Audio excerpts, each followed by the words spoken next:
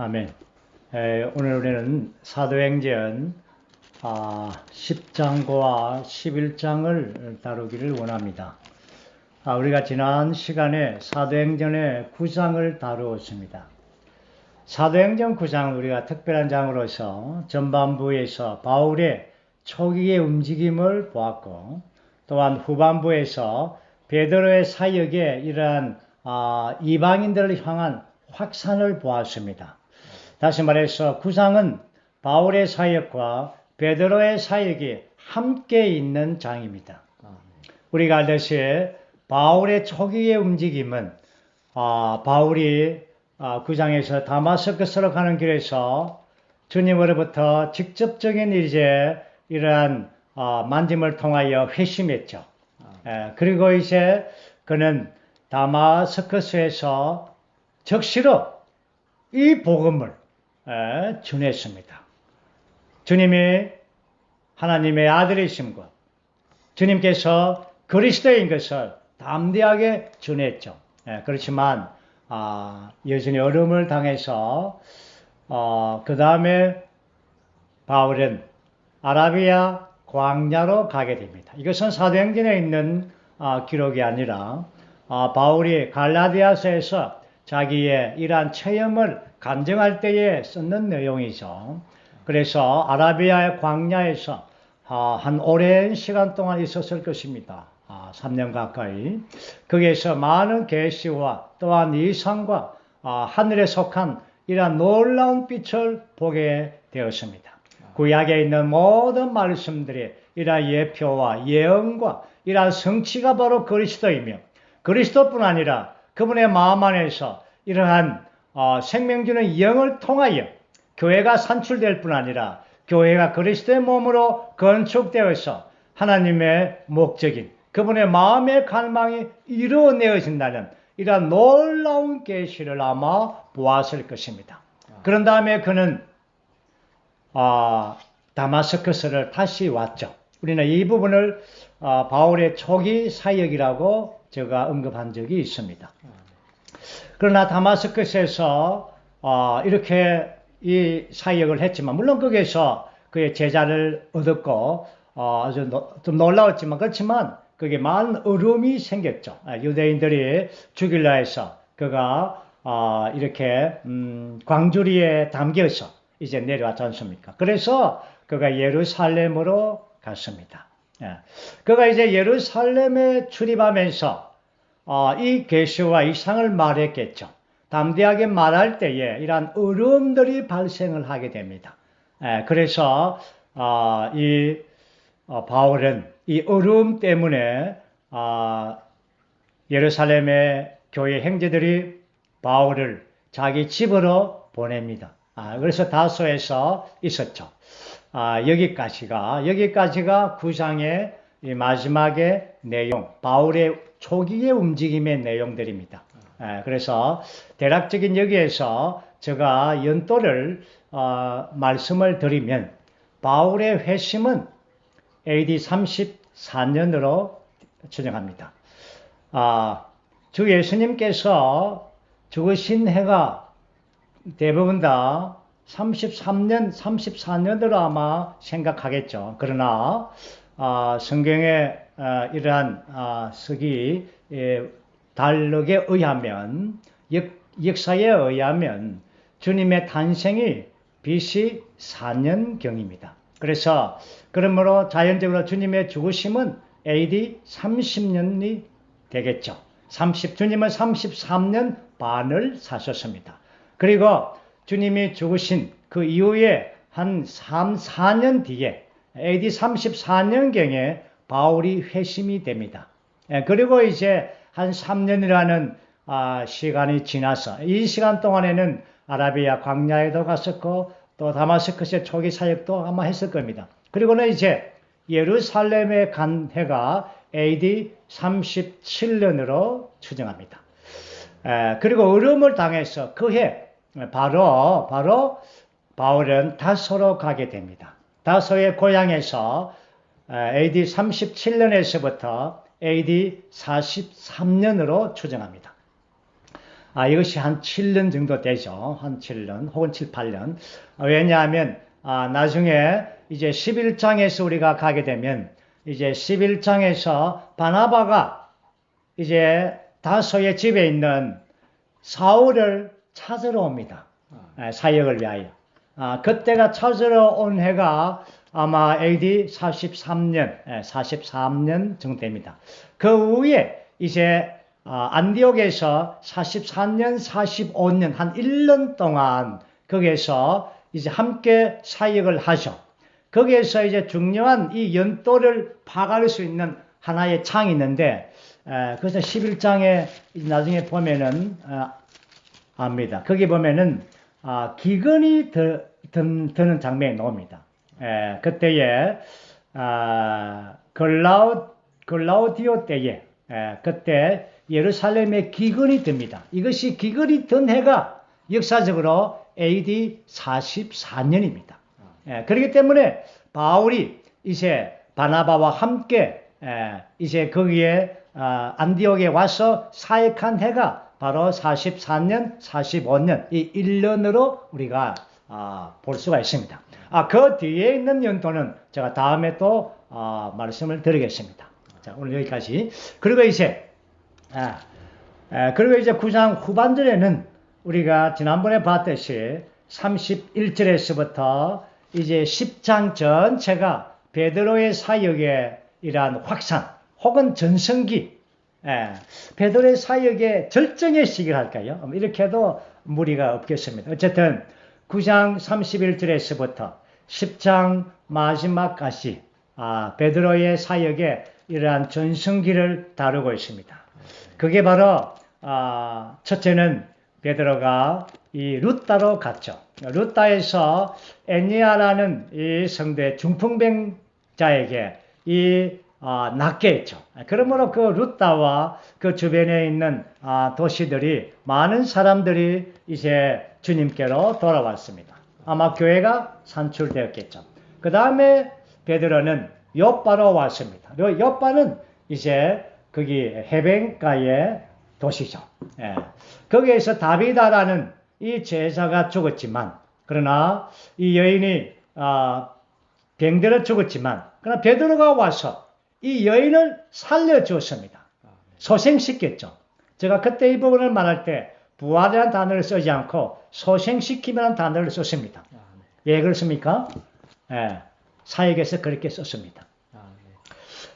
이 사건을 통하여 이 요파에서도 많은 사람들이 주님께 돌아왔죠. 믿었죠. 교회가 산출되었습니다. 그리고는 이제 거기에 요파에 시몬의 집에 이제 머물러 있습니다. 자, 이제 우리는 10장으로 갈 터인데 10장은 9장의 연속입니다. 그죠? 그리고 10장은 우리가 잘 알듯이 고넬로의 이상. 그런데 10장을 읽게 하기 위하여 이 고넬로의 이런 이상, 다시 말해서 이방 땅에 이러한 성령 침례, 몸 안에서 영단번에 이방인들에게 몸 안에 침례를 주기 위한 이 엄청난 이 사건을 위하여 주님은 9장을 연속해서 이렇게 인대한 겁니다. 루따로 요빠로. 그래서 9장의 연속이지만 사실은 9장은 후반부는 베드로의 움직임은 10장을 위한 장입니다. 여기에서 아주 놀라운 이 열쇠를, 그렇죠? 두 번째 열쇠를 사용하죠. 마태복음 16장 19절에서 주 예수님께서 베드로에게 이렇게 말했죠. 내가 천국 열쇠들을 그대에게 줄 것입니다. 천국 열쇠들, 복수이죠. 이 열쇠들, 이 두 열쇠를 베드로는 썼습니다. 그의 사역에서 첫 번째 열쇠가 오순절날 유대 믿는 이들에게 이러한 첫 번째 열쇠를 열어서 유대 믿는 이들을 왕국 안으로 이끌었습니다. 다시 말해서 천국 안으로 이끌었죠. 천국의 실제가 바로 몸 안으로 이끄는 것입니다. 이것이 바로 몸 안의 실제가 바로 예수님 말씀한 천국의 열쇠, 천국 안으로 이끄는 것입니다. 오늘 천국은 바로 교회의 실제입니다. 오늘 교회의 실제 부분이 오늘 이 시대의 천국입니다. 그리고 오늘 두 번째 열쇠가 여기에 10장에서 이방인들에게 천국의 문을 연 것입니다. 오늘 그 부분을 자세하게 볼 것입니다. 10장 1절 2절 말씀을 읽죠. 가이사라에 고넬로라는 사람이 있었는데 그는 이탈리아 부대라 불리는 군대의 백부장이었다. 그는 경건한 사람이며 온 집안 식구와 함께 하나님을 경외하고 백성을 많이 구제하며 하나님께 항상 간구하였다. 여기에 이탈리아의 부대의 백부장 가이사라는 요빠보다도 윗지방에 있습니다. 위에 있는데 이 가이사라라는 마태복음 16장에 이 가이사라 빌립보가 아닙니다. 그 가이사라 아니죠. 이 가이사라는 이스라엘의 해변가에 있는 큰 도시인데 여기가 이탈리아에 그렇죠? 예. 그렇죠? 예. 총독. 이탈리아의 총독 본부가 있는 곳이죠. 예. 그렇기 때문에 가이사라라는 큰 도시를 건설했죠. 거기에 백부장 이탈리아 그렇죠? 이방인입니다. 그는 놀랍게 이방인인데 하나님을 추구했습니다. 경건한 사람입니다. 하나님을 경외하고 온 식구들을 불러서 그렇죠? 간구하고 기도도 했다고 합니다. 백성을 많이 구제하고 마치 우리가 앞에서 이디오피아 내시처럼 이탈리아의 백부장도 여전히 이방의 이러한 사람으로서 자, 이 사람 이방의 사람들 어떻게 접근했는가를 보죠. 그런데 이게 여기에서는 아나니아와 사울 사이에 이러한 이상을 보여준 것처럼 베드로와 고넬로 사이에서도 이러한 이상으로 이렇게 보여집니다. 저기에 있죠. 그래서 이제 고넬로에게 먼저 이상이 왔습니다. 그는 제9시쯤에 3절이죠. 하나님의 천사가 자기에게 와서 고넬로여라고 하는 것을 이상 중에 분명히 보고 이상이 봤죠. 천사를 눈여겨보며 두려워하여 주님 무슨 일입니까? 고넬로는 천사를 주님이라고 불렀습니다. 그때 천사가 그대의 기도와 구제가 올라가 하나님께 기억되었습니다. 자, 여기에서 아주 이디오피아 내시와 이탈리아의 백부장 이 사람들은 이방인이죠. 이방인들에게 이러한 하나님의 이러한 복음, 이 신약의 복음, 이러한 신약의 그리스도에 대한 복음이 전파될 때에 거기에 천사가 등장합니다. 그렇죠? 천사는 이러한 도움을 주는 자이죠. 그렇지만 천사는 복음을 전할 수가 없습니다. 천사가 이디오피아 내시에게 바로 복음을 전하면 될 텐데 안 하면 천사가 여기에서 백부장에게 바로 복음을 전하면 될 텐데 천사는 복음을 전할 자격이 없습니다. 그러나 복음을 위한 도움을 줍니다. 복음은 누가 전했습니까? 베드로, 사람이 전하는 것입니다. 복음은 사람에게 위임한 것입니다. 주님은 이 땅에서 그렇죠? 주님이 승천할 때에 주님은 그 위임이 우리에게 제자들에게 아버지와 아들과 성령의 이름 안으로 모든 사람들을 그렇죠? 침례주고 제자를 삼으라고 그런 위임은 누구에게 있습니까? 사람에게 있습니다. 우리에게 그 위임이 있는 것이죠. 자, 그리고 이제 놀라운 것은 이 이방인 중에서도 정말 이 하나님을 추구하는 자가 있습니다. 그는 기도도 동참했습니다. 그렇죠? 기도했습니다. 자, 그리고는 이제는 9절부터 베드로의 이상입니다. 베드로는 제60, 고넬로는 제90. 어쨌든 이 두 사람의 특징은 정해진 기도가 있다는 것입니다. 오늘 우리 교회 안에서, 이 사역안에서 온 성도들이 지금 파수꾼의 기도가 있습니다. 이 파수꾼의 기도는 특징이 무엇입니까? 정해진 시간입니다. 우리 여러분 모두가 다 정해진 시간을 중시하시기를 바랍니다. 자, 그리고 이제 베드로의 이제 이상, 이제 6시에 그가 배가 고파서 무엇을 먹고 싶었는데 사람들이 음식을 준비하고 있는 동안에 베드로는 비몽사몽 중에 기도 중이죠. 하늘이 열렸습니다. 큰 보자기 같은 그릇이 내 귀퉁이에 끈이 달려서 땅으로 내려오는 것을 보았습니다. 그 안에 땅에 온갖 네 발 가진 짐승들, 기어다니는 것들, 하늘의 새들이 있었습니다. 모든 종류이죠. 이것은 모든 종류의 사람들, 특별히 이방인들을 가리키는 것입니다. 그리고 13절에서 그에게 베드로야 일어나 잡아 먹으라 라고 하는 음성이 들렸습니다. 그러나 베드로는 주님 절대로 그럴 수가 없습니다. 이것이 뭡니까? 그는 절대적으로 유대인입니다. 피 속의 유대인이죠. 정말 나는 속되고 더러운 것을 먹어본 적이 없습니다. 당연하죠. 유대인들은 절대로 돼지고기 안 먹습니다. 속된 것 안 먹습니다. 그러나 다시 두 번째 음성이 들었습니다. 하나님께서 깨끗하게 하신 것을 내가 속되다고 하지 말라. 또 올라갔습니다. 또 세 번째 내려왔습니다. 세 번째 이런 일이 있은 후에 즉시 그 그릇이 하늘로 들러 올라갔습니다. 베드로는 항상 이 3이라는 숫자가 많이 오죠. 베드로에게 항상 3이라는 숫자가 따라다닙니다. 여기에서 보는 것은 유대인들의 특징은 뭡니까? 그들의 피 속에, 뼈 속에 이 세 가지 기둥이 있습니다. 첫째는 안식일이요. 두 번째는 할례이며 세 번째는 음식입니다. 그 세 번째 기둥, 음식. 레위기에 있어 보여졌죠.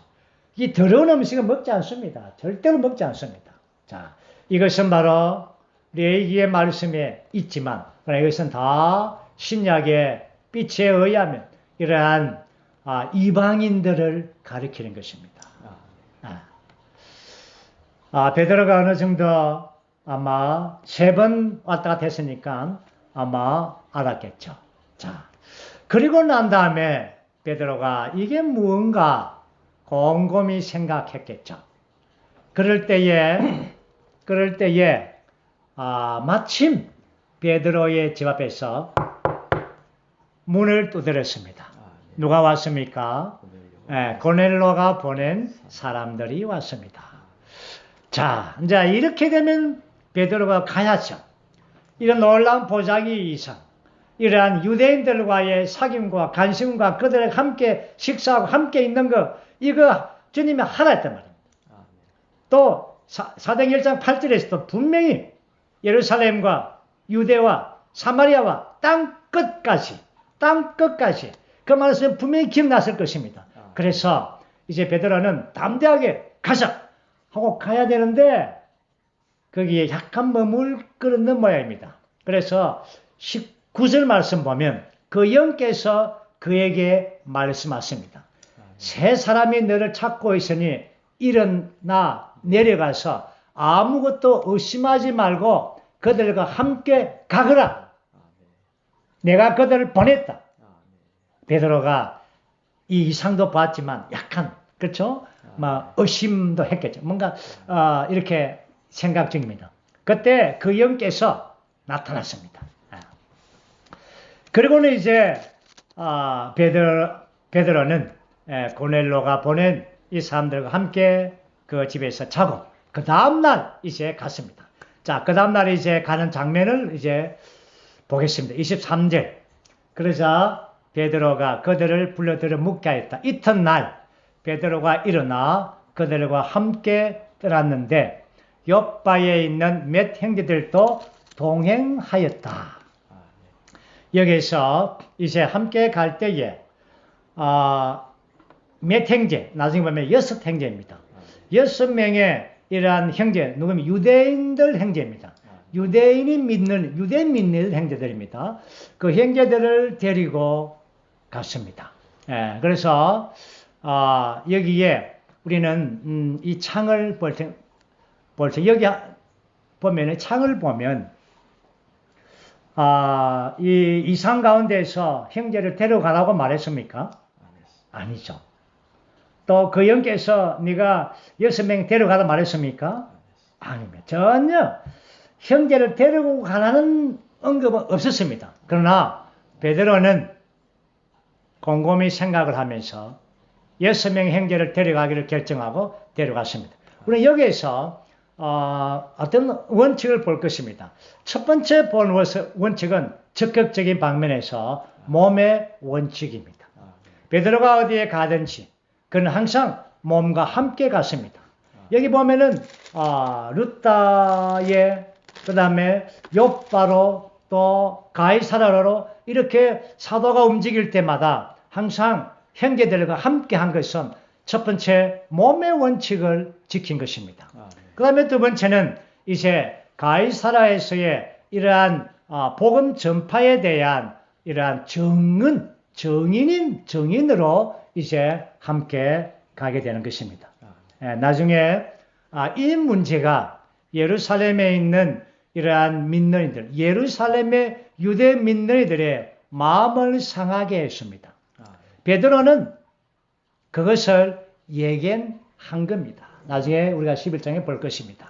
어쨌든 정은을 위하여 데려갔습니다. 그렇게 해서 이제 고넬로 집에 갔습니다. 이제 고넬로 집에 가니까 그를 맞이하면서 고넬로가 와서 이제 엎드려서 절합니다. 엎드려서. 그러니까 베드로가 급히 말합니다. 일어나십시오.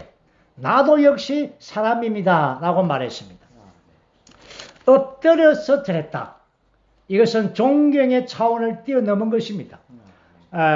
엎드려.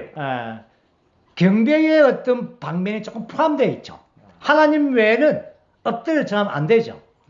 근데 이 사람에게 엎드렸으니까 베드로는 놀랬죠. 나도 사람입니다. 나는 하나님 아닙니다. 라고 했겠죠. 제가 미국에 가서 느낀 거는 거기에 서로가 마주치면 어른도 애 보고 인사가 하이 이렇게 합니다. 조그마한 애들도 어른 보고 하이 손을 댑니다. 그게 내 처음에는 참 이해가 안 됐습니다. 엎드려 절을 못할 망정 그래도 고개를 숙이고 이래 인사 안 하고 하이 이렇게 합니다. 이제 그 의미를 조금 알게 되었습니다. 사람과 사람과의 관계에서는 인사에서는 그렇게 심한 이렇게 엎드리면 그렇게 합당하지 않은 것입니다. 그렇죠?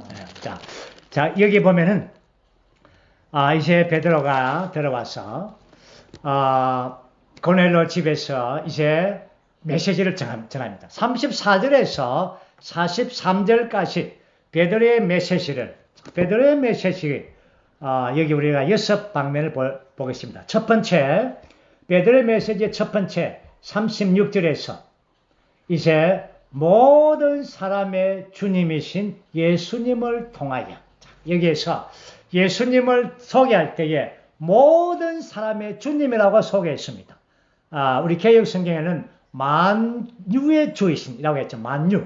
그런데 그 만유라는 이 의미는 여기에서 우리 해복역에서는 사람만을 포함하고 있습니다. 그래서 유대인과 이방인을 포함하게 했기 때문에 모든 사람이라고 했죠. 그러므로 주 예수님은 모든 사람들의 주이십니다. 라고 선포하고 그 다음에 두 번째는 그분의 삶과 그분의 사역을 말했습니다. 그분의 침례받으심과 그분의 이러한 삶 38절에서 나사렛 사람 예수님께서 성령과 능력으로 기름 부음 섞고 예수님과 함께 계셨고 또 둘 다니시며 좋은 일을 많이 했죠. 억압받는 사람들에게 고쳐주고 다 했습니다. 그 다음에 세 번째는 39절 그분의 부활을 말합니다. 이분은 39절에서 사람들이 그분을 나무에 달아 죽였습니다. 우리가 그의 증인이죠. 그런데 네 번째 40절에서 이분은 바로 하나님께서 이분을 3일 만에 살리셨습니다. 부활이죠. 그 다음에 다섯 번째는 바로 여기에서 세 번째 항목을 죽음과 부활을 묻겠습니다. 세 번째 항목은 죽음과 부활을 말했습니다. 39절, 40절. 네 번째 항목은 부활 이후에 공개적인 성천까지 40일 동안 주님께서 나타나셔서 제자들을 훈련시킨 것을 말합니다. 41절에서. 그 다음에 다섯 번째 항목은 그분은 바로 산자와 죽은 자의 심판자이라고 말합니다. 그 다음에 여섯 번째 항목은 43절에서 그분을 믿는 자는 죄들이 용서받을 것입니다. 이러한 복음. 여섯 가지를 말했습니다. 첫째는 모든 사람의 주님. 두 번째는 예수님의 삶과 사역. 세 번째는 그분의 죽음과 부활. 네 번째는 부활한 이후에 나타난 증인. 다섯 번째는 산자와 죽은 자의 심판자. 여섯 번째는 이러한 모든 그분의 이름을 믿는 자들은 제 용서를 받습니다. 이게 복음입니다. 베드로 이러한 메시지가 복음의 메시지를 전했습니다. 그럴 때에 44절을 자세하게 보면 베드로 이 말을 하고 있을 때 성령께서 말씀을 듣고 있는 모든 사람에게 내려오셨다. 여러분 여기에서 우리 앞에서 몇 번 제가 언급했지만 사마리아의 신자들 또 사울에게 또한 나중에 19장에서 이러한 고넬로의 12 제자들 이들에게는 이러한 몸 안에 들어오기 위하여 어떤 몸의 지체가 안수했습니다. 안수를 함으로 성령이 내려왔습니다. 쏟아졌습니다. 그러나 여기에 두 번의 이러한 침례 2장 1절에서 오순절과 10장에서의 고넬로 집에서의 이 침례는 이러한 안수했다는 말이 없습니다. 즉각 몸의 머리이신 주님께서 직접 성령을 쏟아진 것입니다. 2장의 오순절에서도 오순절이 되자 그들 가운데 그들이 한 곳에 모여 있었는데 갑자기 쏟아진 겁니다.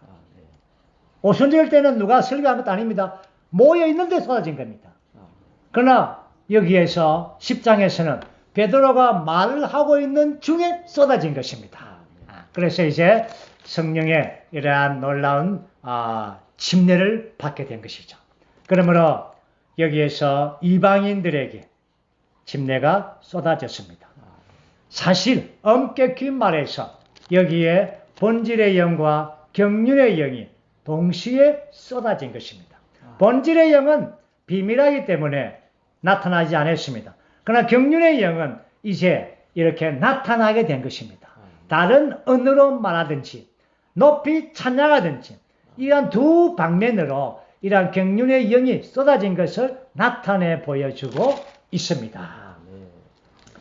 자, 이렇게 해서 그렇게 47절과 48절에서는 이제 물 침례를 받습니다. 우리는 여기에서 11장에 들어가기 전에 이 성령 침례에 관하여 제가 조금 더 설명할 부담이 있습니다. 왜냐하면 랍스타드에서 예수님께서 이 부분을 또다시 말씀을 하셨기 때문입니다. 자, 우리가 이 두 번의 침례가 단번에 영원히 이루어졌습니다. 그렇죠? 그 이후에 모든 이제 믿는 이들 3,000명이 5,000명이 또 이 베드로 또한 바울의 많은 사역을 통하여 빌립보에서 루디아 간수 많은 이들 오늘 우리까지 모든 이들은 다 이 성령의 두 침례 안에 포함된 것입니다. 우리 모두는 다 이방인 우리는 다 사실은 고넬로의 이 성령의 침례 안에 우리는 그 안에 함께 있었다고 말할 수가 있습니다. 이제 우리는 주님께서 이 땅에서 이루신 6가지 이러한 성취를 보겠습니다. 첫 번째는 성육신이요. 두 번째는 십자가의 죽으심이요. 세 번째는 부활하심이요. 네 번째는 그 영을 제자들에게 넣으심입니다. 이것은 바로 본질의 영입니다. 다섯 번째는 성천하심입니다. 여섯 번째는 그 영이 제자들 위에 부어짐입니다. 이것은 경륜의 영입니다. 이 6항목은 주님께서 영원히 영단번에 성취한 것입니다. 그분의 죽으심은, 여러분, 그분의 죽으심도 2000년 전에가 아니라 태초로부터, 그렇죠? 그분은 영단번에 태초로부터 죽임을 당하셨습니다. 그러므로 이 6가지의 항목은 영원히 이루어진 것입니다. 영단번에 이루어졌습니다. 우리의 누림이 되는 것입니다. 우리가 침례받고 주의 이름을 부를 때 이 6항목은 우리 안에 들어오는 것입니다. 우리가 체험을 하든 또 체험을 못하든, 여러분, 우리가 모두가 다 인식을 하든 인식을 못하든 이 6항목은 하나님께서 그분이 그리스도 안에서 이루신, 영단번에 이루신 성취입니다. 이것이 우리가 앞 시간에 말했던 새언약의 축복이죠. 성취입니다. 이것이 바로 우리가 주의 이름을 부를 때 그분의 이름 안에 모든 6가지의 이 항목들이 성취가 우리 안에 들어오는 것입니다. 마치 샌드위치를 먹는 것 같습니다. 그렇죠? 샌드위치 빵 있지 않습니까?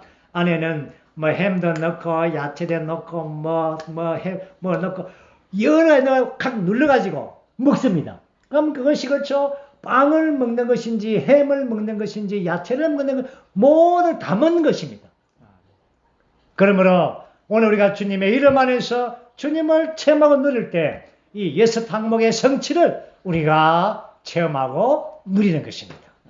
아멘. 이제 우리 11장으로 가겠습니다. 11장은 상당히 여기도 베드로의 사역과 바울의 초기 사역이 이렇게 혼합되어 있는 장입니다. 전반부는 베드로의 사역을 계속해서 절정의 이 부분을 말해주고, 후반부는 바울의 초기의 사역을 말합니다. 11장에서는 제가 베드로 사역의 절정인데, 절정이라보다 이 베드로의 이 사역의 중에서 이러한 약간의 이런 이견들, 약간의 어떤 전환에 대한 계시, 이 부분에 대한 이러한 방면들을 다루고 있습니다. 자, 먼저는 이제 베드로의 사역을 먼저 11장에서 보겠습니다. 우리가 알듯이 놀랍게 이 고넬의 집에서 정말 이 성령 침례 두 번째 열쇠를 열고 이 베드로의 사역의 최고의 절정에 이르렀습니다. 그런데 예루살렘으로 올라오니까 할례받은 믿는 이들이 왜 베드로의 행제님 이방 땅에 가서 밑자네들과 함께 음식을 먹고 함께 거했습니까? 이렇게 논쟁을 질문합니다.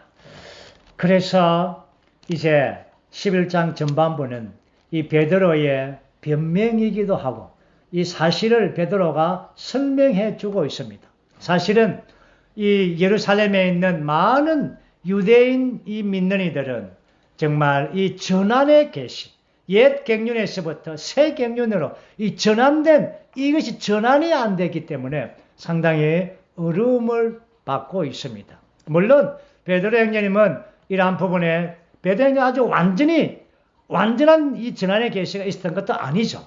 왜냐하면 보자기의 이상도 보여줘야 되고 또 그 영께서 믿어야 되고 이랬죠. 나중에 또 우리가 보면은 갈라디아서에 가면 2장에 보면은 거기에 안디옥에서 함께 이방인 민들이 함께 음식을 먹고 참 화기애애하게 참 교통하고 있는데 예루살렘에서 야고보가 보낸 형제들이 온다는 소식을 듣고 안 먹은 척 외식 위선을 보냈습니다. 이런 것을 볼 때 여전히 참 이게 전환의 계시가 얼마나 어려운가 우리가 같습니다. 그렇죠? 자, 이렇게 해서 이제 이 변명하기죠. 12절. 그때 그 영께서 나에게 말씀하셨습니다. 이 베드로가 말하는 겁니다. 그 상황을, 그때 상황을 아무것도 의심하지 말고 그들과 함께 가거라. 그래서 이 6 형제도 나와 함께 갔습니다. 우리가 그 사람의 집에 들어가자. 이 6 형제를 데리고 간 이유를 알겠죠. 왜냐하면 만약에 베드로 혼자 갔으면 굉장히 어려움을 당했을 것입니다. 이제 6 형제가 갔기 때문에 베드로를 보호하는 것입니다. 몸의 원칙 안에 적극적으로 갔지만 그러나 베드로의 이 상황을 대변해 줄 수가 있었죠. 자, 그래서 이제 이 상황을 그때의 고넬 집에서 있던 상황을 다 이야기를 했습니다. 그러므로 이제 17절에서 그러므로 하나님께서 주 예수 그리스도를 믿은 우리에게 주신 것과 동일한 선물을 그대에게도 주셨다면 내가 누구이기에 하나님을 가로막을 수 있겠습니까? 그래서 물 침례까지를 주었습니다. 이래서 이제 18절 그들이 말을 듣자 잠잠해졌습니다. 그렇죠? 하나님께 영광을 돌렸습니다. 그렇다면 하나님께서 이방인들도 회개하여 생명에 이르도록 해주신 것입니다. 라고 말했습니다. 이 교통이 이제 통했습니다. 교통을 통하여 이 문제가 해결됐습니다. 그렇지만 여기서 그렇다면 이라는 이 말이 참 참 거슬리지 않습니까? 흔쾌하지 않다는 것입니다. 흔쾌하게 100%, 1000% 아멘입니다 하지 않고 그렇다면 그렇군요. 그렇다면 이렇게 했습니다. 흔쾌하지 않은 이런 아멘이죠. 자, 이렇게 해서 이제 베드로의 사역이 여기에서 어느 정도 이제 마감을 내립니다. 이제 정말 이 사도행전의 무대에서 베드로의 사역이 이제 절정에 이르렀고 10장에서 11장에서 이제 이러한 논쟁으로서 서서히 이제 퇴장길로 접어들죠. 나중에 이제부터는 바울의 사역으로 들어갑니다. 그런데 13장에서 바울의 본격적인 1차, 2차, 3차의 사역에 들어가기 전에 12장에 가게 되면 이제 또다시 베드로의 사역이 나옵니다. 누가행전님께서 이 사도행전을 기록할 때 이렇게 베드로 형제님의 사역을 마감하기가 참 마음 안에서 안 됐고 또 그 영께서 아마 말씀하신 있었겠죠. 그래서 12장에서 베드로 형제님이 옥에 갇히면서 그런데 영광스럽게 그 옥에서 나와서 그렇죠? 아주 성공 그 베드로의 옥에서 나오는 놀라운 그 성공 영웅적인 사건을 기록하고 베드로의 사역을 마감합니다. 어쨌든 이제 우리는 11장 후반부에서 이제 베드로의 사역을 보겠습니다.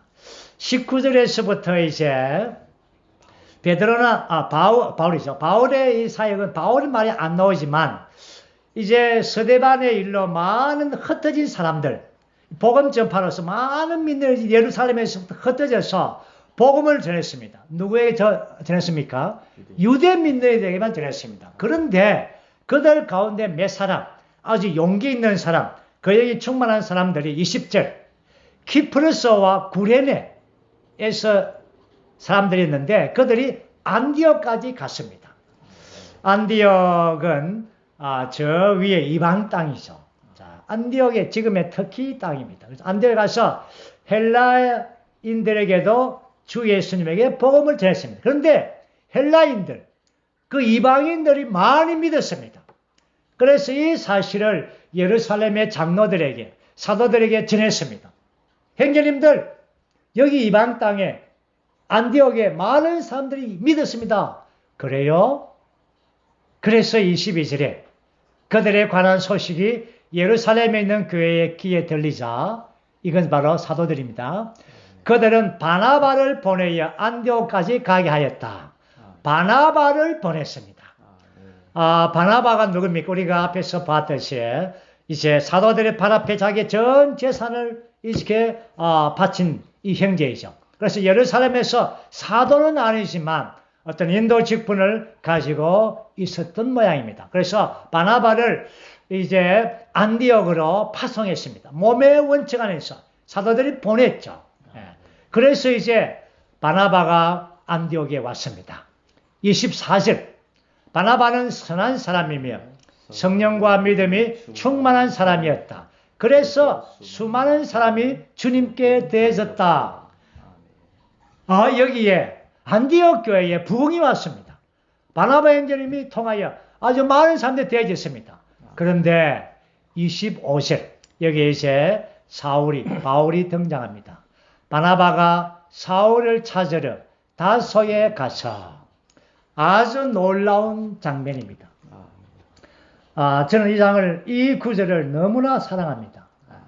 바나바가 사울을 찾으러 다소에 가서 바나바가 안디옥 교회에 보내심 받았고 책임자이고 또한 장로이고 그곳에서 그는 인도자이고 그는 혼자서 모든 걸 할 수 있습니다. 모든 걸 결정할 수 있고 얼마나 좋습니까?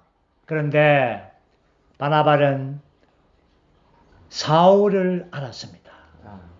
거기에 예루살렘에서 얼음이 생겨서 사울을 쫓아내버리지 않습니까? 지금 사울이 어디에 있습니까? 바로 안디옥 옆에, 여러분 지도를 보면 참 좋을 텐데 길리기아의 이 다소가 바로 거기 안디옥 옆에 있습니다. 그 산만 넘어가면 안디옥입니다.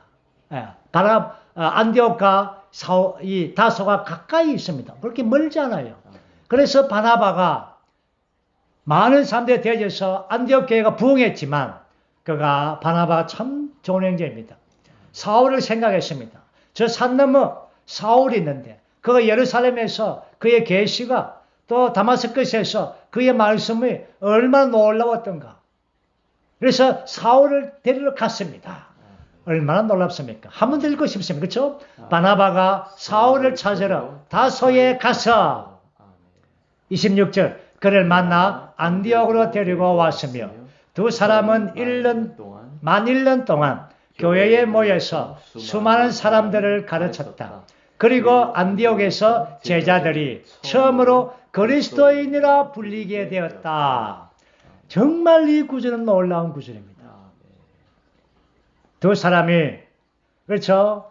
아마도 사울이 중심이었을 것입니다. 그는 아라비아에서 그는 주님께 직접 구원받음으로 놀라운 계시와 이상을 심지어 3천점까지 엄청나게 계시를 본 그 사람이 가르쳤으니까 얼마나 비로소 그들이 그리스도인이라고 불렸습니다. 그리스도인이 무엇입니까? 그리스도께 속한 사람, 예수쟁이, 그리스도밖에 모른다. 그리스도와 하나 된 사람, 예수밖에 모른다. 이 말입니다. 이 말이 얼마나 놀라운, 다른 사람들에게는 비난의 말이지만, 그렇죠? 그러나 우리에게는 얼마나 자랑스러운 말입니까? 그리스도인이라고 불림받았습니다. 와, 여기에서 정말 사울의 사역은 뛰어났습니다. 그렇죠? 많이 가르쳤죠. 그렇죠? 그 많은 가르쳤던 것에 바울이 가르쳤죠. 아멘. 자, 그런 다음에 이제 바울이 이제 안디옥에서 아주 놀랍게 이제 교회들이 그리스도인을 부르고 정말 교회가 번성되었습니다. 그런데 바울은 정말 예루살렘을 생각합니다. 왜 그렇습니까?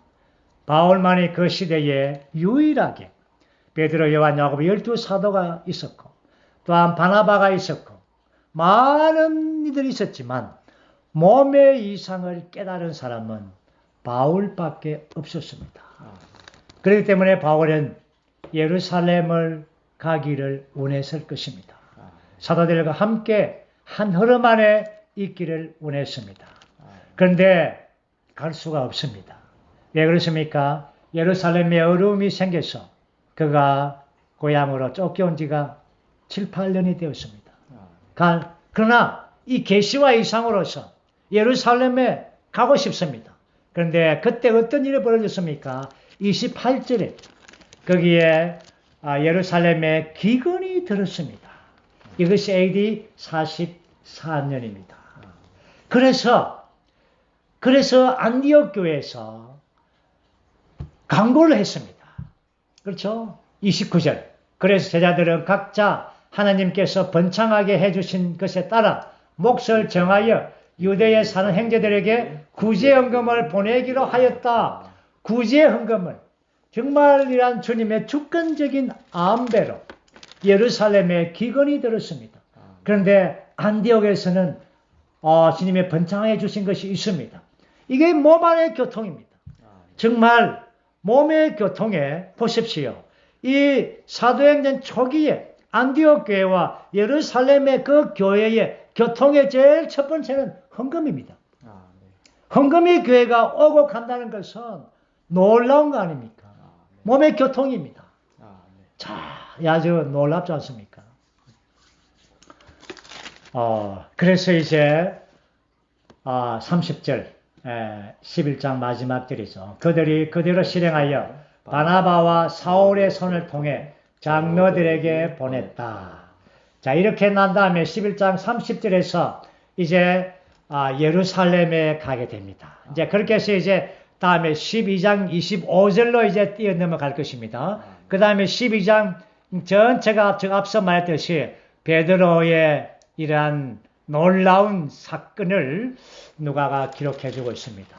저는 오늘 이 부분 11장을 마치면서 한 가지를 교통을 하기를 원합니다. 그것은 바로 바울의 사역의 견고한 기초입니다. 바울의 사역의 견고한 기초는 몸의 하나를 지키는 것이고 하나의 흐름을 갖는 것입니다. 우리가 말합니다. 어떤 사람들은 예루살렘의 노선에 있고 안디옥의 노선에 있다라고 말하지만 그러나 그것은 정확하지 않은 것입니다. 두 노선에 있는 것이 아닙니다. 예루살렘은 교회의 모체입니다.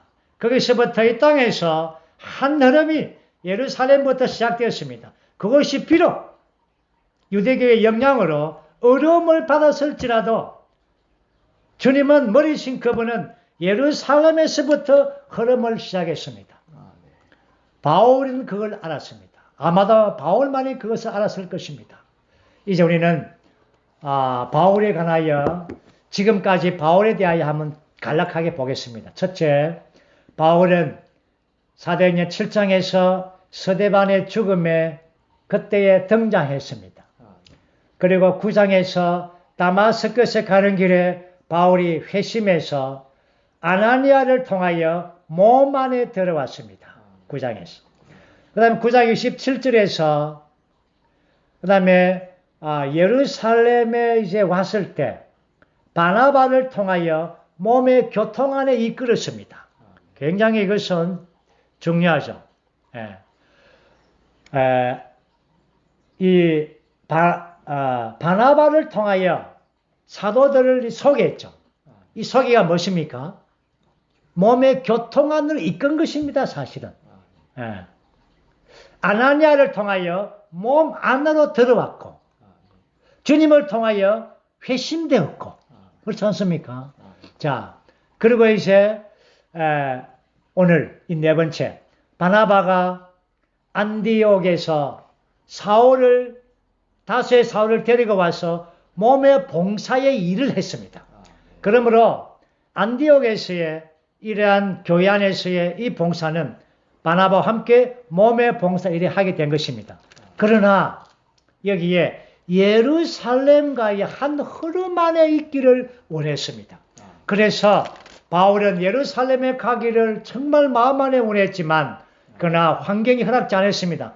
그러나 주님의 주권적인 안배로 여기에 예루살렘의 기근을 통하여 이러한 헌금을 가지고 예루살렘으로 가게 됩니다. 우리는 이제 오늘 11장을 마치면서 이제 12장 이제 25절 가게 되면 거기에 12장 마지막 절에 바나바와 사울이 구제 헌금을 보내는 일을 마치고 예루살렘에서 돌아왔는데 마가라는 요한을 함께 데리고 왔다. 이 창을 보면 이제 이 한 흐름인 이 바울의 사역을 하기 위한 견고한 기초를 가지게 됩니다. 놀라운 것은 안디옥 교회와 예루살렘 교회와 이방인 교회와 유대 교회가 이 흐름 안에 들어간 것입니다.